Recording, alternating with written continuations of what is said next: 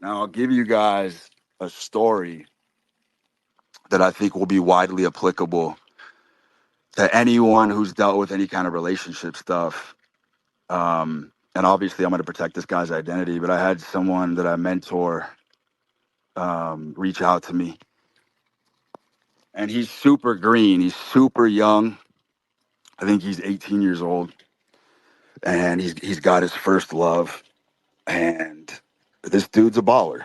He's got wealthy parents. He's extremely high status. He has access to his parents' money, and he met a villager, a female counterpart who's a villager, very low status, lives in a very janky, lowly um, part of town. And so, she kind of revered this guy as a god when they hit it off.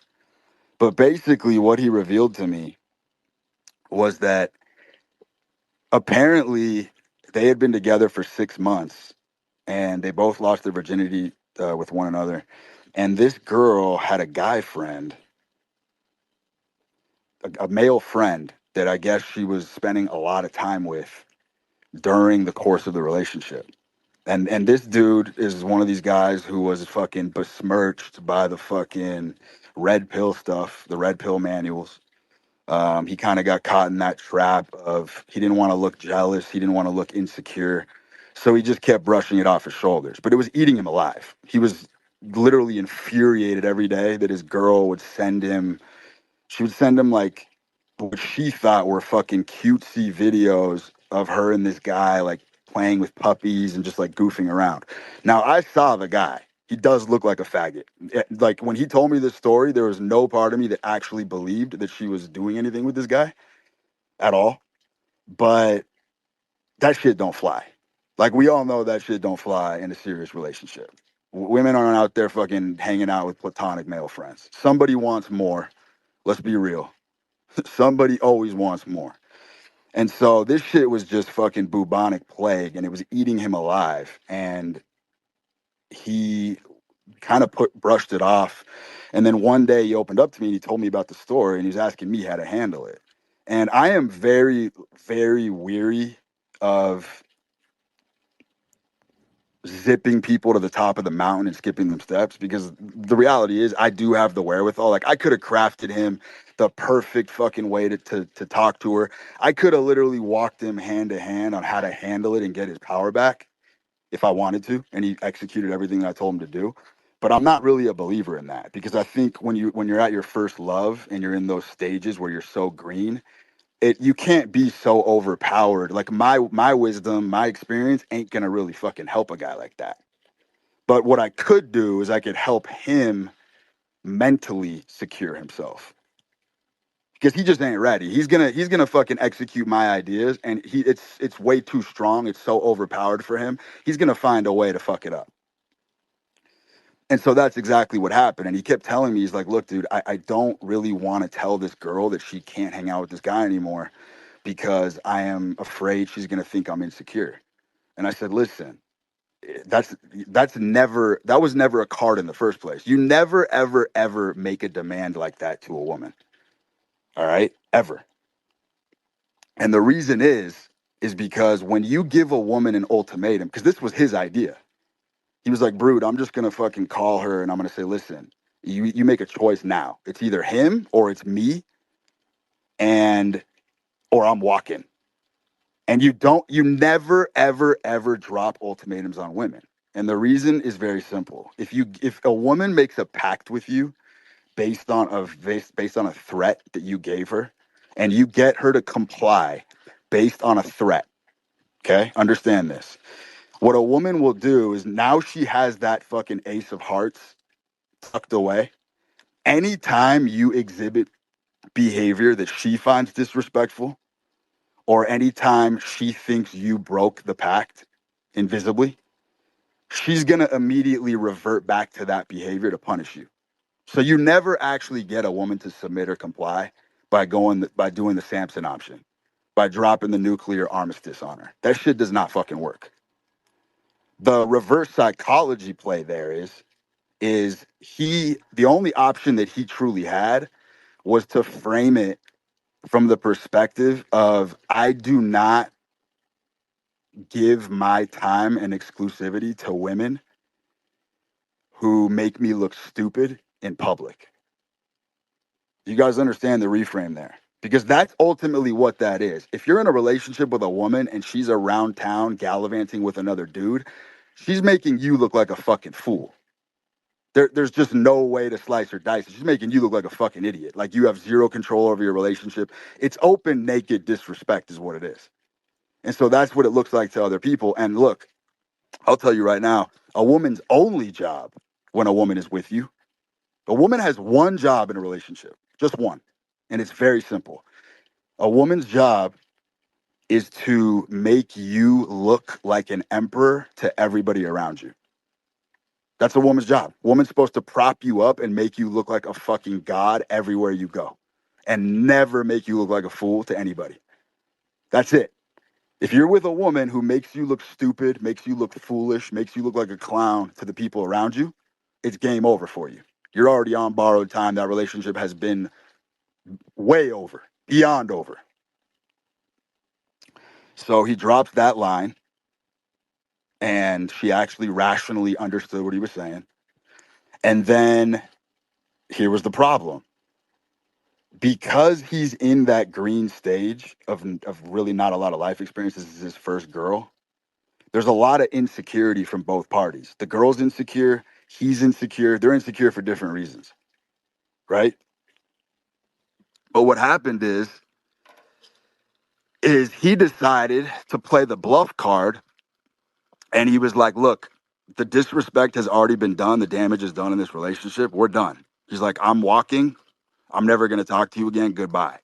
And he fucking hung up the phone and told her not to contact him again.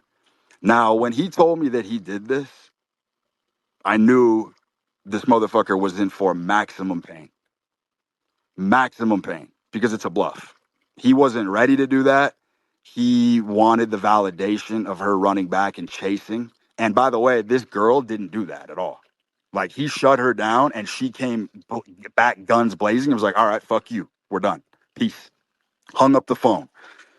So he made a validation play, got his fucking clocks rung, didn't get the validation he was looking for. And now he's in a fucking free fall death spiral because he's fucked. Once you walk like that, you can't come back. There is absolutely no coming back.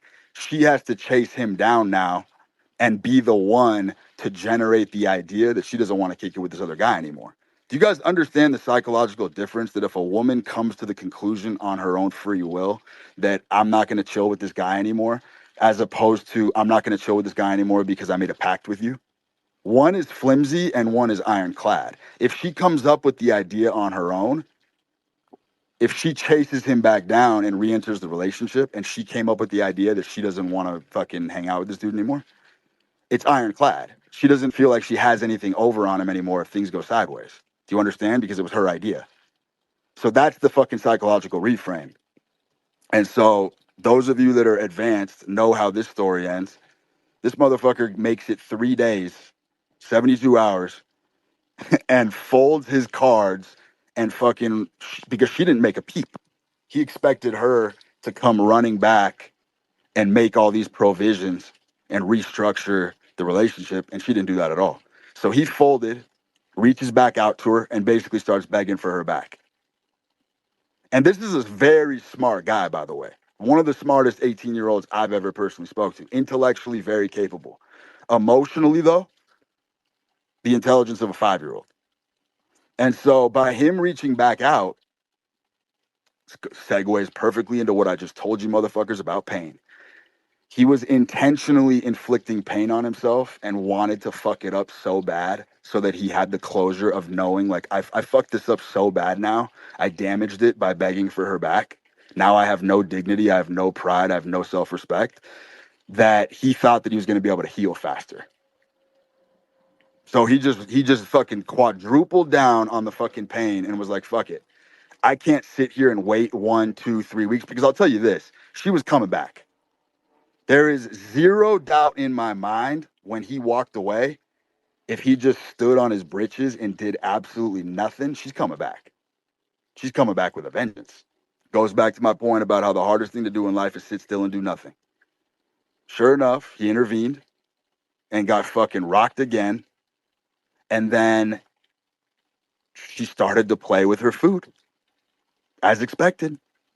She started making snide remarks, fucking chopping him down, giving him zero validation. And this dude just went into a complete fucking full blown heartbreak because he lost all his power overnight. It's incredible how you can build a persona with a woman for as long as you want, but the minute they hack your system, the minute they sniff out just for a millisecond that you've been pretending, it is incredible how fast they can fucking get so fucking grossed out by you. And that's exactly what happened with him. He was playing the aristocrat card the whole time. You know what I'm saying? Driving around town, taking her to fancy dinner, showing her a better life. He lost all that. He donated all that away in a fucking 20 minutes. 6 months to build it, 20 minutes to fucking incinerate it into ash. And he did it on purpose. Sabotaged the fuck out of it, which I think is a good thing, by the way, personally. Because once you know something's over, and this thing was toast. Like when he started reaching back out to her and basically rescinding like his initial reason for leaving, it was over. It was toast. So I don't really have an issue with someone being a mad scientist and then going and tinkering with it and exploring around and putting about and trying to figure out, all right, it's over anyway. So let me just go deep into the psychology of it. Maybe there's some lessons in there. I have no issue with it. I don't think he should beat himself up. But it's amazing to me how when people feel like they're about to be abandoned by somebody, they will do everything in their power to make sure they're the ones who fuck it up or abandon you first to be in control of the pain. There's the tie-in. This is like one of the most normal, well-adjusted, disciplined motherfuckers I've ever met. He's super fucking disciplined, engineer type brain, not really a crazy risk taker, not really geared towards chaos, super fucking rational in his thinking. But boy, that broken heart will terrorize you that first time. That first fucking time. You know, there's a quote by I believe Hemingway. It's one of my favorite quotes. I've never really discussed it. I think it's kind of hidden in the underbelly. I've never really even seen this shit float on Twitter. But one of my favorite Hemingway quotes is he said something like, life breaks almost everybody. And the ones that allow it to break them are the fortunate ones. Because when life breaks you, you grow back you grow back stronger in the places that you were broken. But he goes, on the flip side to this, he goes, the unfortunate ones are the ones who never get broken by life because life kills them instead. If you never allow life to break you, you get killed instead. There's a lot of meaning in that. And so this dude, you know, is going to have to mend his heart and he's going to have to fucking figure it out. But what's funny about heartbreak is the phenomenon of heartbreak in general. It doesn't even have to be from a woman. I mean, there's a lot of variations of heartbreak. You can have heartbreak in business. You can have heartbreak in chasing a goal that you're obsessed with that you failed at. You know, there's Olympic people who are competing in the Olympics who get their heart broken when they win the silver medal. There's a lot of different variations of genuine heartbreak that leave you, you know, appetiteless and leave you with this sort of fastidious compulsion to just sit around and languish. And the basic phenomenon of heartbreak is that it shrinks your world into a tiny little snow globe. And that's the problem, is like when your heart is broken, your world shrinks down so small that you convince yourself that this one thing that you couldn't get is the only thing available to you in the whole world. And that's why it's so painful, because you can't see how humongous the world around you really is. And that's that reflex reaction to protect yourself. And so that's what this motherfucker has to go through right now. I'm going to bring up some questions while I let up the cig. Yo, Max, what's up, bro? What's up? Can you hear me? Yep. So I had a question about being an influential person. Mm-hmm. Like obviously a lot of people in here probably have found themselves like giving a lot of advice to people, you know? And I've had like many times in my life where I give someone some advice and like I don't even remember like what I said, but it like sticks with them and they end up like fucking their life up. And then they come back to me, they're like, "You told me this and I did this." And I'm just like, I don't know, you know? Makes me feel like I want to keep to myself sometimes. Yeah, this is I a don't know. good top. This is a good topic, man. I see people use this insurance policy all the time. There's a lot of people that I know that don't have the balls to make their own decisions, but they do have the balls to ride the coattails of other people's decisions. It's basically like like stolen valor in a way. It's like borrowed wisdom. Because if they fail and they followed your advice, they can pin the tail on the donkey. And people love that kind of abdication. People love to fucking prevaricate and kind of swerve from the truth on that. And then they can give you shit endlessly and kind of take it out on you. I know a bunch of people who literally cannot make big moves solo, cannot, incapable. But if they see that somebody else is on fire and has some crazy conviction, they'll take a stab at it. And then when it doesn't go right, they just start fucking bombing on you and unloading. And it's a symptom for everything else that's fucked up in their life. I've never been that guy. Never been that type of guy ever. But I've seen people do this. People do this shit all the time. Let me tell you something too, which is kind of a tie-in to what you just said in the beginning, which is like an interesting facet to this. The people who give the best advice, the people who spit the most truth, this is myself included, have the reason why some people are really able to clasp onto the truth so well and give such good wisdom is because they could never actually do it for themselves. And that's the tragedy of the artist. If you look at any health guru community, you can see this glaring in your face. Look at all the guys, all the health gurus who started all these vast sweeping movements. Ray Pete, look at the fucking Atkins guy. Look at all these motherfuckers who were avant-garde and transformed the health industry. They all look like shit.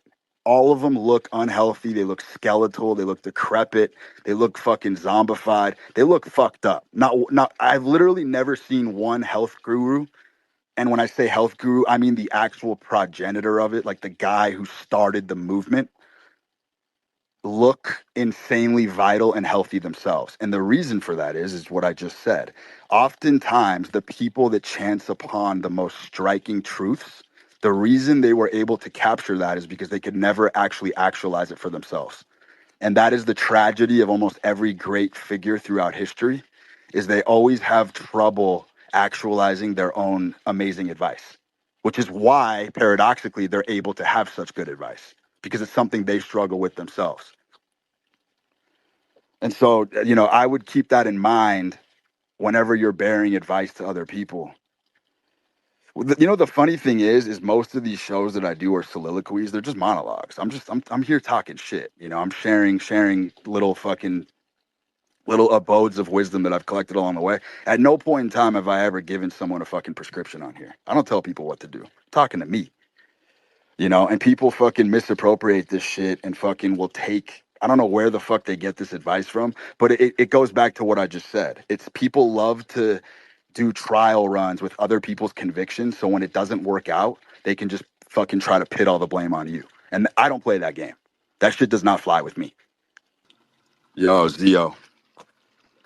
When it comes to the mission and you got your whole family on your back and you're going so fucking fast, like you're tearing shit up on the way, how do you keep the flow going? Like, do you got some raw wisdom on that How to to keep keep the the momentum? Yeah, so let me tell you something, brother. And I think this is something that everybody in this show can probably find some solace in. When you're on the mission and you're cruising at the altitude that you're talking about, or that velocity, there is one central feature of all high performers that are kind of ubiquitous. And one of those things is that I've noticed that every high performer exclusively has the ability to perform in a vacuum, which means, let me put it in rudimentary terms. It's like having an account with 200,000 followers on Twitter and the guy tweets like he only has 2 followers. It's like Djokovic being in a Grand Slam, the biggest tennis tournament of his career, and the other guy has match point, and he returns the next serve as if it's a ball machine on a practice court, casually just swinging the ball back. All high performers have an ability to not feel the gravity of the moment. And that is a central feature of anybody who is the best at what they do, is they simply are unable to feel the weight and the gravity and the tremendous pressure of the moment itself. Trump is a master at this. A lot of people are masters at this. They're in a vacuum. Every artist is in a vacuum. When people get on stage in front of thousands of people, they're talking like they're just having a conversation with their best friend in their living room. They have completely blocked out the noise and they don't understand the impact or the weight of the moment itself. So when you got your family on your back and you have all this pressure, you know, the best the best of the best are going to be able to fucking seal themselves into a vacuum and block all that out and perform regardless. You know, one of the things and the beauty of that is you're gonna, like you said, they're on your back. You got people probably fucking chirping in your ear, telling you to take a different course of direction, shit like that. Yeah. And here's the thing, man. I think a lot of people don't even understand why they feel such immense attraction to high performers. Like if you ask the average person who was a fucking Kobe Bryant fan, for example, why did you like Kobe? What was it about Kobe that you liked? Some people would say killer instinct. Some people would say I've never seen, you know, a mindset like that. Some people would say some fucking bullshit kind of vanilla envelope answer.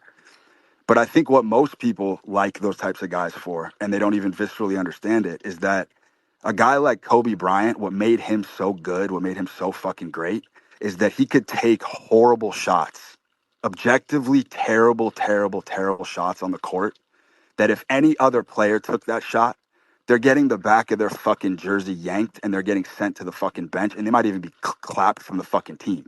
But Kobe had an ability to take objectively wretched shots and they would go in. And when a guy's taking terrible shots and he keeps sinking them and keeps flushing them in the fucking bucket, nobody can say anything. You know what I'm saying? And so he had that aura, and that's why he was heralded as one of the greats, because he could take horrible shots. Steph Curry's like that. Steph Curry takes objectively disgusting shots, but they go in. So everyone shuts the fuck up. You can't say anything to a guy like that. You know what I'm saying? He's breaking all the rules. He's playing unorthodox. He definitely ain't taking high percentage shots, but for him, they are. You know what I'm saying? So it's like when you're in Mm. the mission and you're strapped in like that, you're gonna take terrible shots. You're gonna be making horrible moves that are objectively bad. But the best of the best take those shots with the conviction like it's a good shot. And they block out the fucking noise. You know what I'm saying? And so like it's dude, it's one of these things that comes with experience and maturity is you kind of go a little bit numb, you kind of get a little bit arthritic in your mind a little bit. You do get sort of this rheumatoid arthritis that really does kind of help you block out everything going on. And that is literally, I think, the key to success in every fucking domain is these guys do not even understand the realm that they're in. And I'll give you a great example of this. There's a lot of athletes that fuck with my work. A lot of athletes in my DMs and shit that are like on their way to going pro. I talk to a lot of pros, and there's a common theme that I've seen, a common motif that I find very fascinating, and that's that there's a lot of guys who on paper are talented enough to make it to the big leagues. Like they could play at the highest levels. They can hang there with anybody.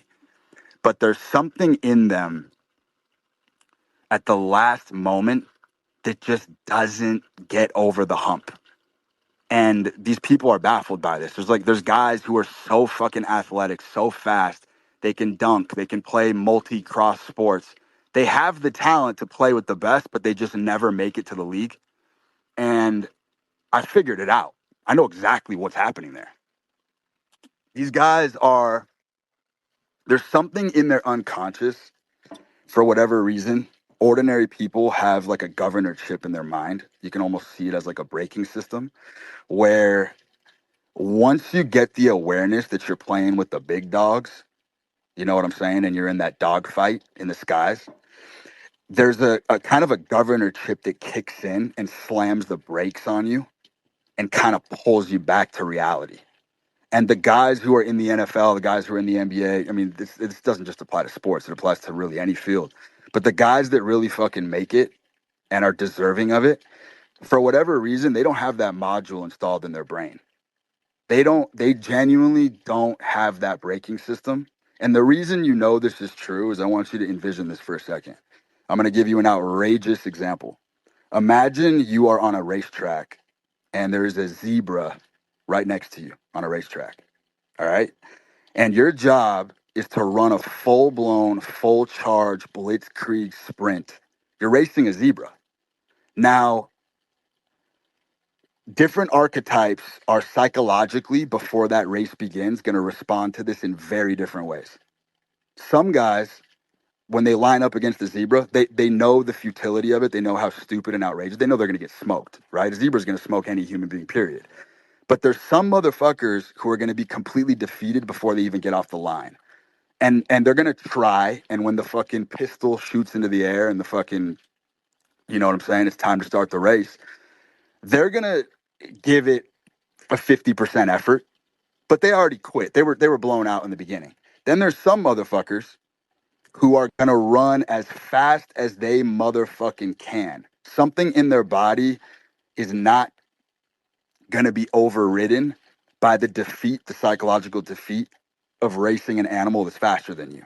Right? There's some like delusion that maybe they can keep it close, maybe they can even beat this thing if the thing's having a bad day. Some motherfuckers are under that kind of disillusion. And their body is actually going to put on a pretty fucking solid performance given the circumstances. But here's the thing, 99% of people, even if they have the correct mental model that they still need to give it their all, there's some point in that race where you see the zebra so far ahead of you and you just know you have no chance. That braking system in your head is going to turn on and you're just not going to fucking give it that last burst that's needed to finish anything to its conclusion. Everybody's going to respond differently to that type of situation. But here's the deal. The people in the NFL, the people in the NBA, the people at the top of any field, they are the zebra. They are the fucking zebra. And so I think when people get into the battle station and they get into that battle stance where they actually have to perform against these guys, they've mythologized these animals, so to speak, so much that there's something in their head that will constantly pull them back because they don't feel like they deserve to be there. And so If and you don't so mind, in bro. your situation specifically, you know, because I understand, I know the fucking gravitas. I understand how cumbersome it can be to have family chirping in your ear, people on your back trying to get you to change directions. Those people oftentimes know all the dials and switches in your system, and they know how to flick what kind of dials that are going to turn on that fucking braking system.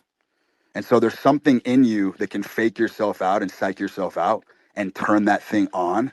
And now you're in a permanent state of when you try to thrust out or you try to give anything a huge gust of energy, you're fucked because you got the emergency brake on. This is literally what separates the men from the boys in any field, is that everybody kind of, especially in America, because America is unique in the sense that most people here relatively get one glory run.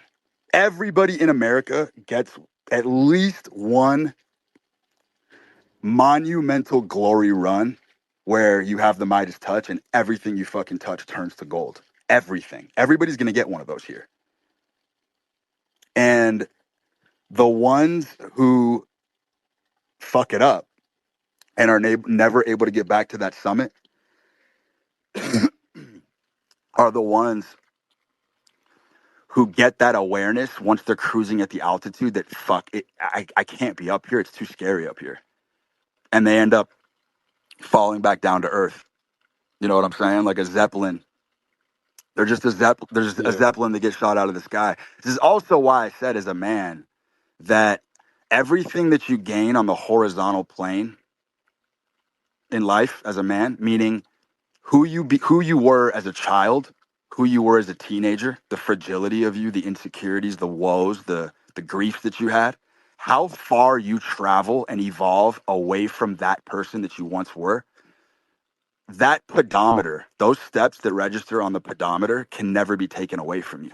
Men make all their gains on the horizontal plane. Anything that you can get as a man from ascending vertically up to the sky, money, status, power, jockeying for positions, capturing somebody else's position, overthrowing a company, that type of shit. That's all the shit that's ephemeral and can be taken away from you. But all the steps that you make on the ground as a man, meaning evolution, nobody can ever take that away from you. People can take away your money. People can take away your social status. People can take away your position. People can take away your career. You can lose all that. But you can't lose courage. You can't lose honor. You can't lose character. You can't lose everything that you gained through immense pain and suffering. Nobody can take that from you.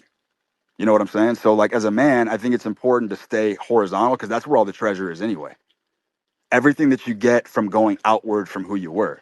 And I think evolution and change, people have a very hard time differentiating the two. Evolution is something that just happens naturally through life experience. You're just naturally going to evolve, and the insecurities and the things that used to bug you, you're going to grow out of by osmosis. Change is the deadly one because the hardest thing to do as a man, and I'll tell you this right now, is when you are in a pinch or you're in a rut or things aren't working for you, the first knee-jerk reaction for every man is, fuck, I got to change my approach. I got to change my strategy. I got to change my outlook. I got to change this about me. I got to change that about me. Biggest motherfucking mistake you can make in your life. The correct answer is to never change a goddamn motherfucking thing. Sit pretty. You don't ever have to change a goddamn thing about yourself, even if it ain't working. Even if it ain't working, because variance, nature's a dice roller. All right? Nature's a fucking crapshooter. Like a technique that you're using that might fail 100 fucking times, I promise you, you're gonna get a golden age where that shit'll work like 150 times in a row. You doing the exact same thing didn't change a goddamn thing about yourself. Now all of a sudden things are clicking. You understand? Most of life is about luck and opportunity. The opportunism has to be there. And usually that's the problem. Is you're just taking shots too early, you're taking it in a time period where the timing ain't right. And so people masturbate religiously over these little changing protocols when it's like, dude, the whole time all you had to do was just keep being you. You never had to fucking fix a thing. And then when what you're doing does work out, you are going to quantum leap. You're going to leave every motherfucker in the dust because a portal's going to open for you eventually. Portal's going to open for you eventually. And that's the hard part is when things aren't working, everybody starts looking in the mirror going, all right, what can I change about myself? That's incorrect. Evolution is what you want, not change. Evolution is you stayed who you are, but you're the stronger, more powerful version of that same thing. Two very, very, very different things here. Because the changing thing, look, I'll tell you this right now, bro.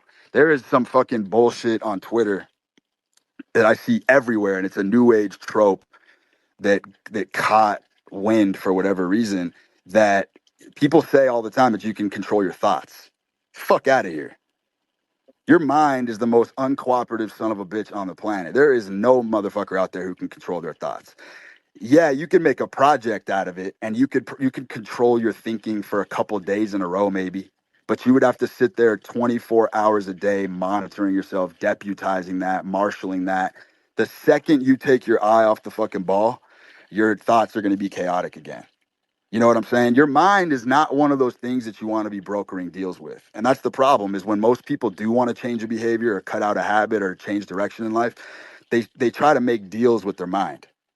And you're going to lose every single one of those deals. Promise you. It's best just to yield to it and let it do its fucking job. And so that's like another huge crisis that people go through is people are manufacturing a fake victory out of that. You know what I'm saying? Sitting there 24 hours a day and manipulating your thoughts and controlling the way you think in the direction you think is fucking retarded. What are you accomplishing from that? You're feeling good? You're feeling euphoria? You're bringing yourself some joy and happiness out of that? Okay, good for you. But what does that actually achieve? Goddamn nothing. Because the minute, like I said, the minute you stop monitoring those thoughts, you're back in a fucking category 5 hurricane again. So what the fuck's the point? Just to prove some sort of self-control and self-discipline? That ain't the fucking answer. The answer is to remain true to your nature at all times and let your nature guide you as your compass. The fucking prefrontal cortex is a tiny gay ass little compass. You just have to check it every so often. You know what I'm saying? check in a little bit every couple of days. Am I on the right track? Cool, done. That's it. So no one's out here fucking controlling their thoughts. And you are literally under one of the biggest disillusionments of all time if you really believe that you're one of these people. Fuck out of here with that shit. Anyone who's been in the game for long enough knows that is literally not a feature of human life. You're wasting your fucking time. The mind is supposed to be chaotic. It's supposed to be chaotic. You're supposed, like 99% of your thoughts are supposed to be bullshit. You know what I'm saying? But like good ideas are just a needle in the haystack. Eventually, if you just let your mind run 24/7 on the clock and you just kind of pay attention, laugh at it here and there, you're gonna get a gem. Gems do fall from the sky, rubies and topazes and shit. Yeah, of course. Aladdin's cave is in there. You're definitely gonna chance upon some good wisdom, some good knowledge, and some good direction. But it's so few far between, and it's gonna come naturally. You're just gonna know it when you feel it or when you think it. So no, I'm not one of these motherfuckers who advises like plundering and pillaging your mind to try to find the best ideas. Stupid. Anyway, thank you, brother. Keep it moving. Yo, Jamil. What's up? Yeah, what's up, bro? How you doing? I haven't been here majority of the spaces, so my question's a little unrelated. Is that all right? Go for it. All right. So, really, I was in Manhattan the last couple fucking days, and I realized how fucking true that little audio you did. It's literally the worst fucking city of America. But the question that I've been mulling around in my fucking head for the longest time recently is how these fucking seemingly NPC fucking people have like almost heroic missions of their own. And I don't know if this is just a retarded idea that popped into my head, but it feels like it's fucking true. Like even somebody as NPC as like a gas station clerk or somebody with their little hole in the wall business can have some sort of heroic mission even though it doesn't seem that way. Does that like make any sense? Or am I 100%. completely losing it here? No, 100%, dude. New York City is like a centipede. It is Yeah. like it is like a centipede. It's like a very there's nobody who. Yo, you want to turn your audio off, brother? I'm echoing. Yeah, of course. It's a centipede, man. It's like it's everyone who takes a step is kind of moving the whole body of New York City forward. I'll tell you something. New York City is one of those interesting landscapes where it's a kingless city. You know, there's emperors, there's king. You could be the king of LA, you could be the king of San Francisco. There ain't no king in New York City. There ain't enough money. There ain't no billions, trillions. There is no king in fucking New York City. It's one of those cities that is so fucking. It's like Jumanji.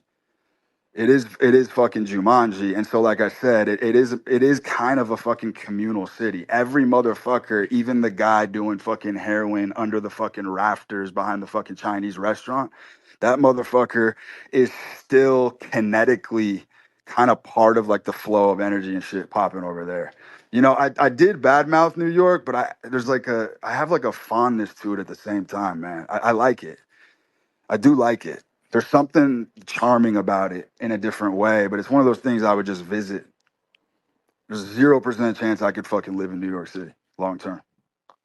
Yeah, 100%. It's too much of a fucking cesspit, and there's no fucking nature. It really just is a human pig pen. But the thing that's like, I feel just relevant to my question in terms of the whole New York City thing is that you'll see a motherfucker on the subway standing, and it's the most unassuming character you'd ever see in your life. It's not eccentric. This guy doesn't have anything that distinguishes him from the crowd. He is not a peacock. He's just a fucking pigeon among pigeons. But there's still this fucking morsel of game that he's carrying around, and the fact, he's on his phone, and even though there's not going to be this worldly significance where the shit that he's going to do is going to impact other people, but within his own world, his own fucking motley crew of characters that are in his life, there's some sort of empire that he's building. And even like some schizophrenic, like rambling and raving that's just living till the next pack of cigarettes, in that guy's mind, he has this empire that he's building within the philosophical rants that he's talking to himself, like muttering to himself under a bus stop bench. You know what I mean? 100%, man. That's a great point. Look, everybody's gonna score in New York City. That's the crazy thing about that city, and specifically is like you just said, in drifter, crackhead motherfucker roaming the fucking streets can literally pull a fucking dime piece in New York City. It's one of those cities where everything is just so asymmetric and so fractured and so cracked and so jagged. Like the law of physics just don't apply there. It's a lottery system in New York City. Like you can literally climb higher and fall lower than ever before in New York City. You know what I'm saying? One day you could be fucking at the top of the penthouse eating fucking sushi at the fucking Waldorf. Next day you're fucking playing Plinko cards under a fucking bridge. It's just one of those cities where you can fucking make it, break it like 10 times in a fucking week and have resurrections. It's a very interesting place to that regard. But like you said, because of the bustle and because of the sheer speed that people, because bro, the difference between New York City and LA, which is it's just how fast everything is in New York. Everybody's got something to do. Everyone's moving somewhere, subway, train station. Everyone's got fucking plans. Everyone's just fucking running around, doing shit, making appointments. LA's the opposite. It's literally you have speed in that New York. The beauty of it is you can swing, you can take punches way above your weight and land strikes there. I said, like, you can literally get the most fucking nondescript, ordinary, vanilla, plain motherfucker swinging fucking punches at tens there, and he can bag a baddie. Because people are just so fucking, people are moving so fucking quickly, they miss opportunities there. It's just whizzing by your head at every sheer second. So that's the fucking hilarious part, man. Is like you will see the biggest contrast there. You will see the ugliest, most mangled, decrepit looking motherfuckers, like that little fucking midget from 300. You'll see that dude with a dime at like some diner in New York City. Crazy. 100%. It's like a fucking, it's It's the fucking lottery for crazy, bro. nobody.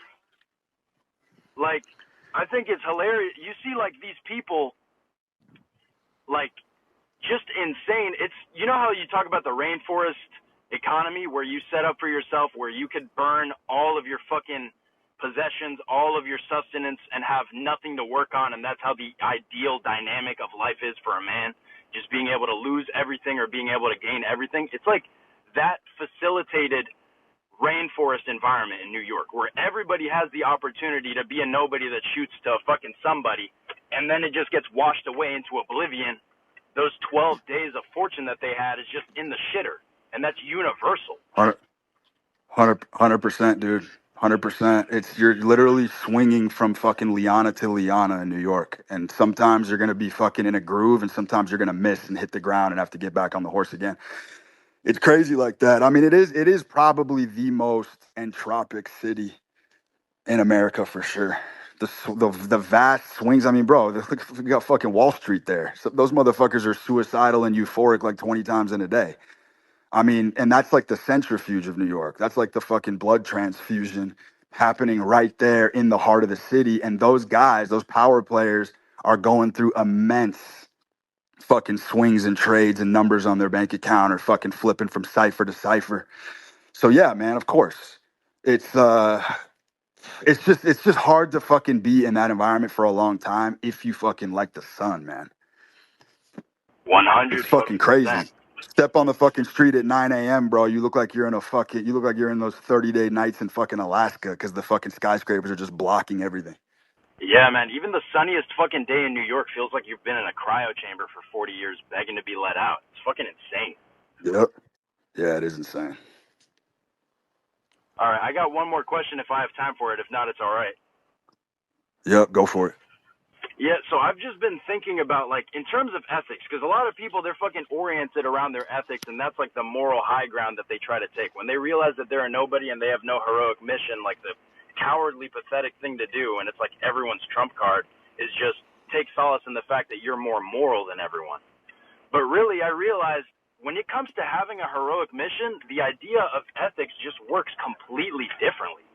Like, it's a very independent, individual form of ethics.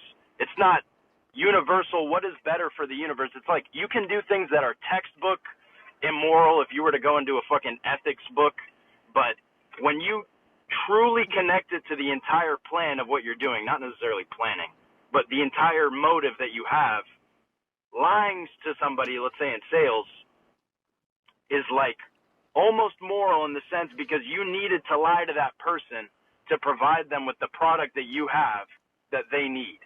So when you take control in another person's fucking life, even if it's something that if they had full consciousness of what you were doing, they'd think it's immoral, it's almost moral. Do you get what I'm getting at? I don't disagree with you at all. I think there's a lot of accuracy in what you're saying. The thing about Gotcha. being a man too The thing about being a man too, this is like the real beauty and fucking pleasure of being a man, is that you can beeline it to the top as a man. You can try to speed run it. You're gonna get blown to smithereens a couple times here and there, but like eventually when you get to the summit and you have money, power, status, all that good stuff that we're all in search of, and you have power, the beauty of being a man is that everything that you fucked up along the way, all the damage that was created, because there's always collateral damage when someone's on the path to success, and it's not intentional, but there's this collateral damage when you're the fucking guy in the driver's seat. Of course, you know what I mean. The side of the bus is gonna get scuffed. That's just how it works. And so the beauty of getting to that platform, of just getting up there, is that you get to go back and you get to patch together and fix all the damage that was created and take care of the people that you hurt along the way. And you can bless them 10 times over than they were blessed before you came into the picture. And I think that that redemption arc is one of the sweetest things that should keep like depressed men that are fucking down on themselves, knowing that that's possible, knowing that I'm talking about on any level, even people that you said mean things to, relationships that had to fall apart or disappear. You get to go back. And I'll tell you this, as a man, the sweetest part, even the like the fucking the star on top of the Christmas tree here, is that once you do have that kind of power as well, I'll tell you this, the best part is all the women that you skipped along the way because you were too focused on your work and mission, you can go back and get them like literally with a snap of a fucking finger. You can pull them out of any situation. You can go back to high school chicks that you missed along the way. Literally, you can go back as deep as you want. If that's something that your heart desires and you want to go back and get a chick that you like glossed over, it's so easy to do it once you get to a level of status and power and you have bread. Like you can literally just go back and fucking just get all the Easter eggs, all the social glitches, all those things that you missed. You can go back and collect all those fucking points to, to complete the fucking triptych, to make the project complete, to complete the fucking trilogy. And so that is like something that people should always compartmentalize in the back of your head, is like people always beat themselves up about the opportunities they squandered and fumbled. I've never seen a man get to the top of the platform and not be able to go back and fucking get the things he missed. Never seen that happen in my entire life. Especially true for the warlord types that I talk about, where if you were in like mad love with a woman when you were really young and you guys had a super fiery, passionate relationship and you were on your mission and your mission caused a rupture in the relationship and you guys had to separate, there are certain types of love in women that are so powerful for a man. Usually it's like one of the first men that he dated, or this type of personality that I'm talking about, that kind of corsair type of personality. That guy can literally snap a finger if he wanted to and pull that woman out of any relationship. Like she could literally have 4 kids and be fucking married, and if he really wanted to, he could make a phone call and she'd leave to go be with him. Dude, 100%. It's insane. It's like once you've got the full actualized path of the heroic mission, it's just there's no such thing as a limited edition or like a ticking time bomb on the thing that you want to grab. It's just the world literally stands still for you in every sense of the word. Brother, Crazy. one of the best things to imagine in your life is going back and filling fucking people's stockings like it's fucking Christmas morning. You know what I'm saying? Go back and just fill up motherfuckers' stockings. You can fucking rain down gifts, money, fucking help all the people that fucking sat there as a staircase for you and helped you climb up to the top. Even when you didn't have the facility or maybe the financial means at the time to repay it, you can always go back and you can fill those fucking stockings. You know what I'm saying? And make a world tour out of it. I just have always, the greatest men in the world go do that, by the way.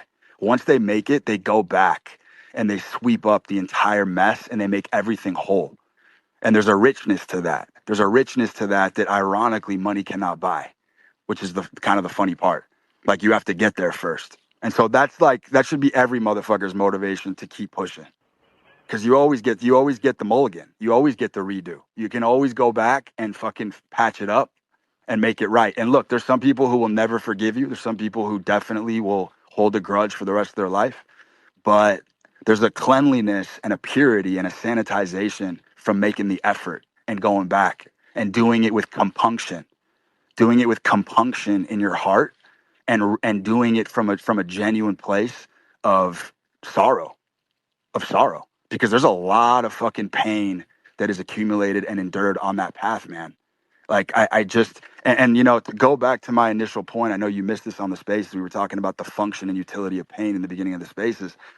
The thing that pain is really good for, and the one thing that it absolutely does do, the one real benefit of suffering and pain is it does create the aura. Anybody who has a strong, magnificent, magnetic aura has been through a tremendous amount of suffering. That's not debatable. Um, what it also does is it builds character, for sure. Being able to endure a tremendous amount of pain. I mean, I've said this before, and it's worth mentioning again. You know, the death of the artist is when he becomes happy. The death of the artist is when he becomes genuinely happy, because then he can no longer produce. Like when you are in a state of suffering, that's when everybody produces their best work. Dude, 100%. That's when everybody produces their best work. And so a lot of people get over the suffering and they get over the hump and they realize how vapid and vacuous their life is, and they hate it and they want to go back. And that's why pain is so addictive. You know, one of the fucking funniest things, man, is there's an interesting syzygy between suffering and bliss, where when you're blissful, you forget about how bad everything was, and when you're at rock bottom, you forget about the good times. And both are incorrect, but there is a crazy thing about life. Like you could literally be in the trenches, suffering and dying for 10 years, grinding, and then hit payoff space.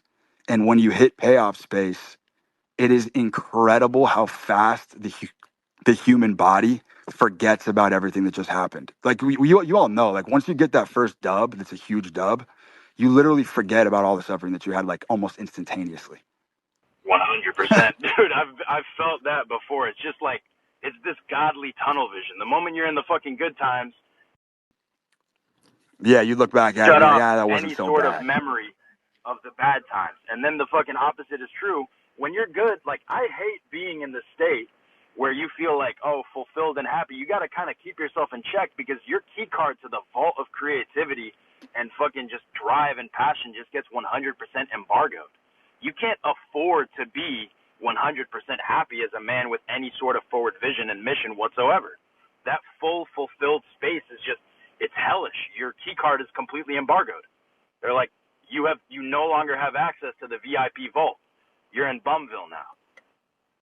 100%, man. It's just no one's ever been able to crack this code. I mean, the smartest among us, the most talented among us have never been able to crack this thing in human nature where it is the Faustian bargain. You do have to exchange power for happiness. And that is, those two things absolutely are not a covalent relationship. There's no covalency there. It is an exchange, it is a barter. They are on the table, and those are counter scales. When power goes up, happiness diminishes. When happiness goes up, power diminishes. You see this in every single form and walk of life, from the highest ladders of politics to the lowest rungs of just interpersonal relationships. And so, and I think a lot of men fundamentally understand this, like deep in their core. You can, it kind of resonates to your bones. You know, when you have the most power over your life, there's just no happiness there. 100%, man. And dude, just before I get off, because I know I'm taking off a lot of time, but I do have a practical question I need to ask you.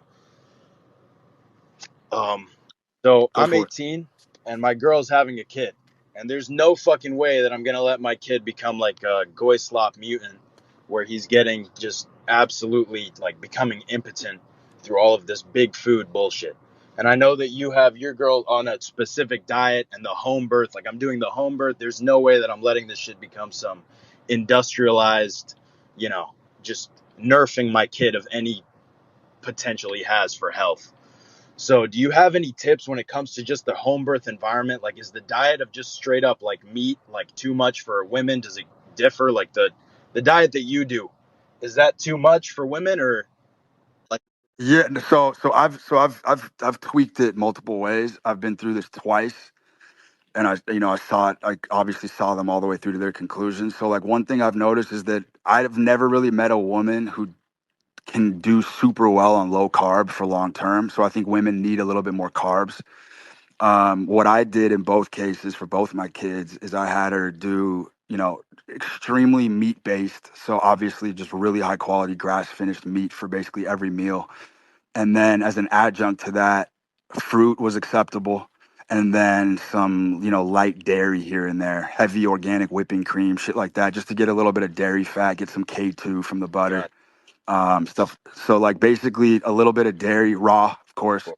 High quality meat and fruit seems to do the trick. White rice is the most inoffensive carb by far. It's a great fucking carb source. The problem is it's super easy for chicks to OD on it, and they get fat as fuck when they gorge on white Yeah, rice. So it just has to be portioned properly. But yeah, they're gonna need a lot of fucking glucose during pregnancy for sure. Those demands do increase. By the way, that whole pregnancy craving thing about women craving, fucking orange juice and cereal and fucking crazy foods that are not compatible, that's all yeah, nonsense. If a woman's on a good diet and metabolically healthy, she definitely ain't gonna be craving like pancakes cakes with fucking ketchup. yeah. That's all bullshit. Any woman who like is telling you she wants that has a super fucked up metabolism. 1,000,000%, man. I appreciate it. I'm definitely gonna make sure, just like grass finished beef, like no fucking exceptions when it comes to that. Raw dairy, kefir should be good. Yeah, so I mean, look, I've kind of pivoted on dairy a little bit because I've just been doing some self experimentation. I don't actually do not respond well to dairy at all. I like advise very small doses of it. I just think dairy is super fucking inflammatory. There's a lot of issues with it. I'm doing a deep dive. This guy Thor Torrens on Oh Twitter yeah, is a I like. fucking he's a savant when it comes to this type of shit. I've been in contact with him, so I'm running some fucking harsh experiments on my own body, but I am slowly coming to the conclusion that dairy is destructive for everybody on some level. Alrighty, But again, the dose is in the poison. The poison is in the dose. got you. All right, cool. So basically, what Thor Torrance says should be good, like anti-vitamin A. What about the beans and shit? Do you have any perspective on that? Because I know that he's big. Yeah, I mean, look, I grew up when I was doing my deep dives on nutrition 20 years ago. I had read extensive peer-reviewed research that said that soluble fiber was bullshit, but I've been experimenting with the low vitamin A thing for a couple months, and I think I'm there. I think I've hit enlightenment. I really think I kind of cracked this. My performance is just off the chain right now, and I'm even adding in carbs. I used to be strict carnivore. I'm doing like some white rice and shit with my meat, Got you. and it's working fantastically right now. All right, awesome. I appreciate that, brother. I appreciate everything as always. Yep. Cheers, man. Cheers. Yo, Jaime. Hey, how's it going, bro? I have a very specific Talk to us. question. I recently saw a reply that you post on Twitter that people are addicted to pain. So I recently um, experienced like a really bad relationship, mainly because I ignored like many red flags. And at first, I was like, I don't want to date more chicks, and like I'm going to be abstinent and all that shit. And then after some time happened, I started to go out again and start to meet more women. And now I'm like, I want to go back in the game. Even if I get burned, like I don't give a fuck. If the girl is like too red flag for me or whatever, like I just want to. I don't know if it's something like I have to prove to myself, like I can go back again, or maybe it's that thing that you mentioned. But it's weird because like yeah, I'm not usually like seeking a good girl, to say it like that. Like I just want to have like more experience and more fun, and even though that could mean just choosing like a bad partner. Exactly. That was my whole fucking point of the post about why people are addicted to pain. I mean, look, 99% of people recreate bad relationships. 99% of people are actually trying to find a clone of the first partner that they struggled with. That's just how life motherfucking works. Everybody's in on some kind of treasure hunt for that kind of familiarity. That's how humans are fucking wired.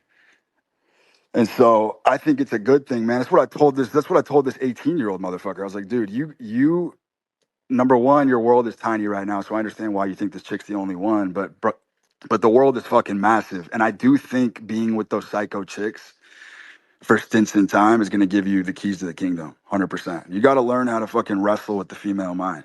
You have to. That's like a prerequisite for anything. You know what I'm saying? A lot of these rich dudes who didn't date while they were building their business, this is where they get stung the hardest, because they get a lot of money and they end up kind of gold digger types, and those girls absolutely ravage them to the bone. They're fucking hyenas. They're gonna fucking absolutely fucking devour you if you don't have the skill set to kind of parry and repost and, you know, do a fencing match with a woman psychologically.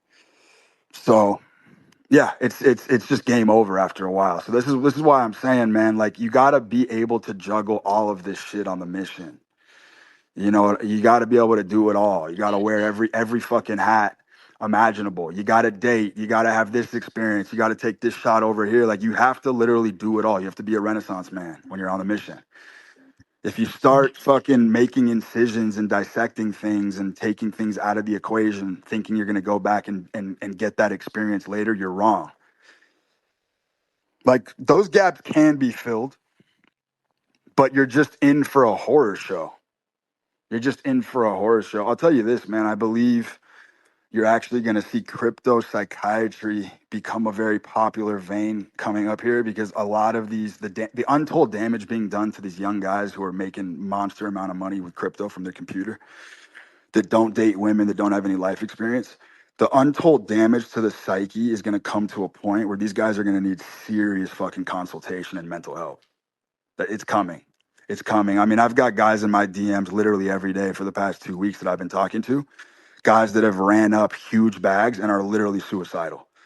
They're thinking about blowing their fucking brains out every day because they just don't know what to do with the money. They have nobody. They have nobody in their life. They're completely solo, and they just have all this cash in their hand. So it's a tragedy, and I think you're going to find that a lot of these motherfuckers, there's going to be a whole new fucking branch of psychology dealing with this money. Because let's be real, everybody's becoming a degenerate gambler. Everybody. There's a mass exodus from the middle. Everyone's like, fuck this. I'm fed up with the fucking wage. I'm fed up with selling my time. So everyone's putting up shots now. And so what you're going to start seeing, and you already do see it in America, is you're going to see a lot of people walking around from flying so high, from flying so fucking high. And obviously that's not central to America now because crypto's global. But the point is that once you fly that fucking high and you come down from it, uh, so yeah, So you date the psycho chicks. Absolutely, date the psychos for okay? sure. Well, Have a okay. blast. Thanks. Have a blast, because that's gonna put more fucking armor in your toolkit than anything else.